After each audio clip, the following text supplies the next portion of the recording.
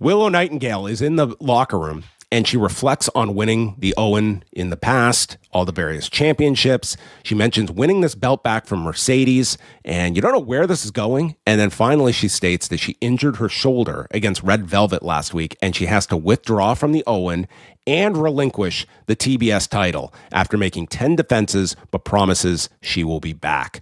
And so they are just listing now a wild card participant to face Alex Windsor.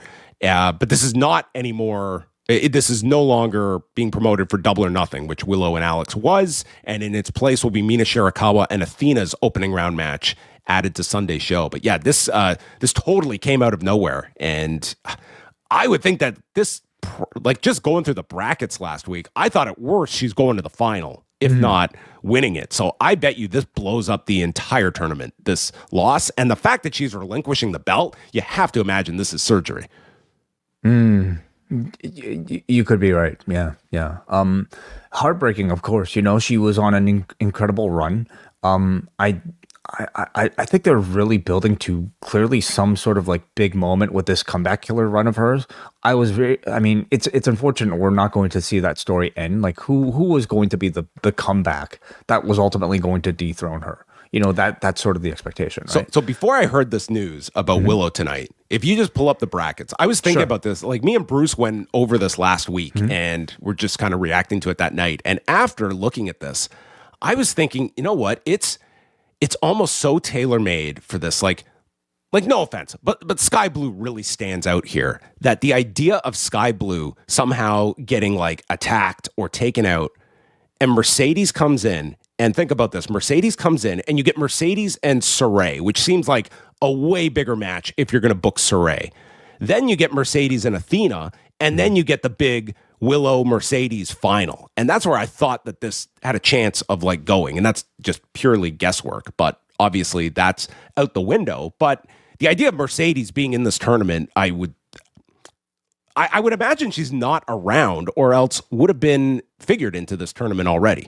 Yeah. Well, I mean, maybe that might be assuming that Mercedes was going to be the comeback that would have ultimately dethroned Willow. But then would you want to, again, go back to Mercedes and Willow? Would that always have been the plan? Or, you know, anyway, we're kind of getting ahead of ourselves. But whoever this wild card is, could very well be somebody on the level of a Mercedes. The only thing is that, I mean, if you were going to have Mercedes be the wild card, would you not want that for Double or Nothing, even as a surprise? Or is that something more of a, you know, Dynamite reveal? Yeah.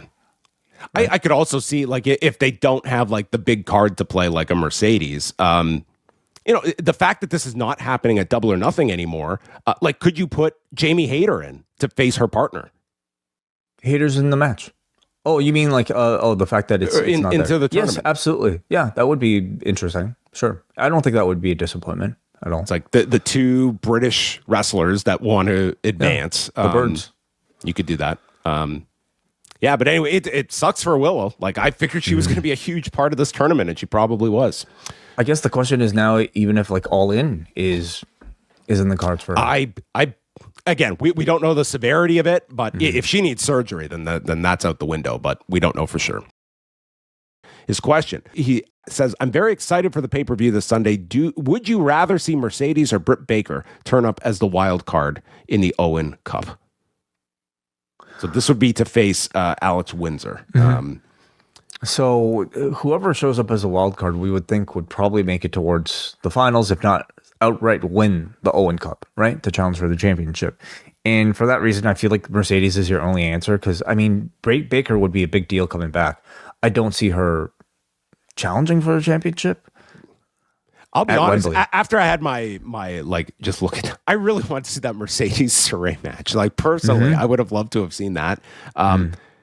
If she was not booked for this tournament to begin with, I would say there's probably a very important reason for her not to be. So that would just be the only reason. Like I don't think it's just a case like they can snap their fingers and have Mercedes if she was not figured into this tournament to begin with. So you might not be getting either of them, to be honest. But yeah, Mercedes, I think. And that could be the reason why like you're not getting the reveal on Sunday.